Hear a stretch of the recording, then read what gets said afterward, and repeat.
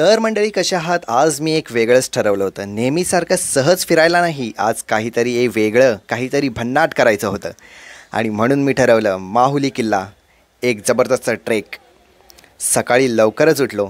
Excitement इतकी होती की झोपसुद्धा लागली नाही. बॅकपॅक केली, पाण्याची बाटली घेतली आणि निघालो एका नव्या सफरीकडे.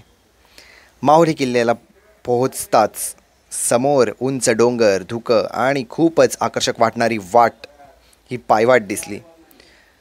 माझ्या मनात फक्त एकच विचार होता, आज मी हा किल्ला सर करणार. चालताना सुरुवातीला वाटलं, अरे हे तर सोपं आहे. पण जसा जसा वर जात होतो, रस्ता अवघड होत होता. दगड, गवत आणि त्या वळण.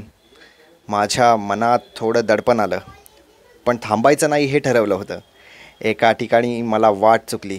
हो, खरंच मी चुकीच्या वाटेवर चाललो होतो. माझ्याबरोबर कोणी नव्हतं, फोनची नेटवर्क नव्हती आणि समोर फक्त जंगल आणि जंगलच होतं. थोडं घाबरलो, पण स्वतःला म्हटलं, अरे तू निसर्गात आहेस, घाबरू नको. थोडं मागे वळालो, नवीन पायवाट शोधली आणि तेव्हा माझ्या समोर अचानक एक छोटा झरं दिसलं. तो झरं मी कधीच अपेक्षित केला नव्हता, पण त्या थंड पाण्यात थोडे क्षण घालवले आणि थकवा कुठे गायब झाला कळलंच नाही. पुढे चालत राहिलो. पाय थोडे थकले होते, पण मनाने मी एकदम आनंदी होतो.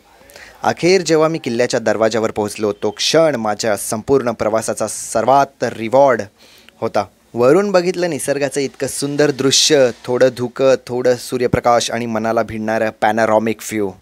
असं वाटलं हीच खरी कमाई आहे. आणि एक मजेशीर ट्विस्ट, वरती मला 2 ट्रेकर्स भेटले. त्यांनी सांगितलं मी ज्या वाटेने आलो ती वाट जास्त अवघड होती आणि डेंजरससुद्धा. म्हणजे मी अननोईंगली हार्ड रूटने गेलो होतो. पण बघ, कधीकधी आपण चुकीच्या वाटेवर जाऊनसुद्धा अनुभव जास्त भारी मिळतो. माहुली फोर्टने मला शिकवलं, जीवनात वाट चुकली तरी पुढे चालत राहिलं तर पोहोचतो आपण. आणि कधीकधी तो प्रवासच सगळ्यात खास असतो. तुम्ही पण एकदा वाट हरवायला, पण स्वतःला शोधायला माहुली किल्ल्यावर नक्की या.